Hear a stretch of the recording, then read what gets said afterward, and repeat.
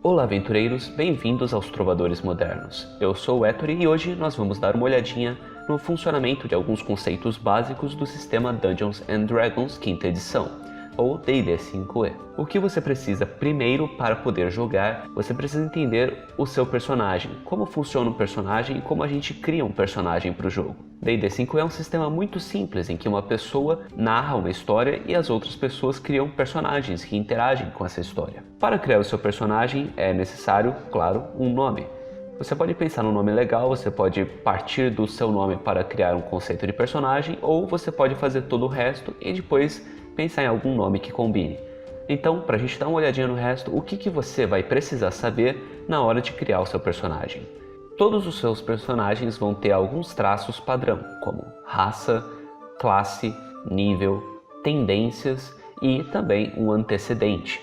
A sua raça é a espécie que seu personagem pertence. Você já deve ter ouvido falar sobre elfos, anões ou humanos, e existem várias outras opções em D&D 5e.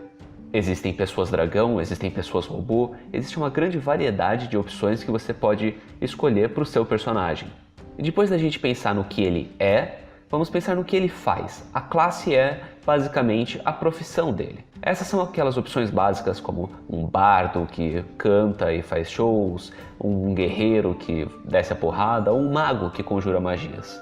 Você também tem que pensar no seu antecedente, ou seja, o que você fez antes do jogo começar. Talvez você tenha vindo de uma família nobre, ou então talvez você tenha sido só um simples pescador. E por fim, você vai pensar nas suas tendências, ou seja, se você é caótico, neutro, leal, ou se você é bom, neutro ou mal.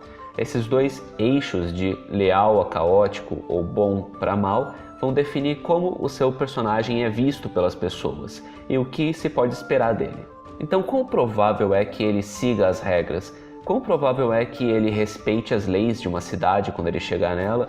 Ou então, quão provável é que ele tente subverter as leis, fazer o caos e talvez roubar o rei só por nenhum motivo em particular? Lembrando, você não vai estar preso a isso, você não vai precisar necessariamente agir de acordo com isso, mas é um jeito legal de você se orientar, você saber como interpretar o seu personagem.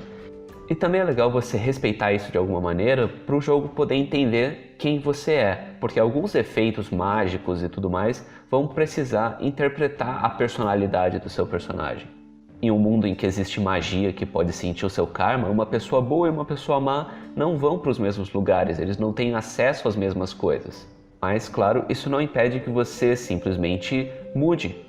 Ao longo do jogo, seu personagem pode passar por experiências transformadoras que mudam a perspectiva de vida dele. Ele talvez fosse uma pessoa má, agressiva, violenta, e com o tempo ele se sensibiliza, ou vice-versa. Em seguida, algo muito importante é definir os seus atributos. Os atributos são força, destreza, constituição, inteligência, sabedoria e carisma.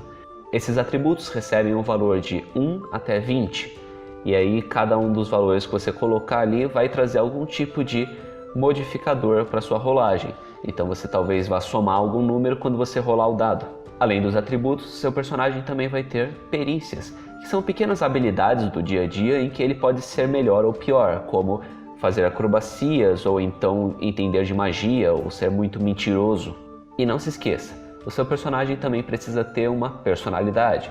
Isso passa pelos traços de personalidade dele, os ideais, as ligações e os defeitos. Traços de personalidade são os comportamentos padrão dele, o que é esperado dele no dia a dia. Os ideais são coisas que ele tenta atingir, que ele tenta alcançar, mas ele não necessariamente faz o tempo todo.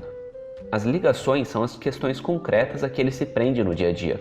Pode ser talvez juntar dinheiro para a família dele, ou então talvez promover conhecimento.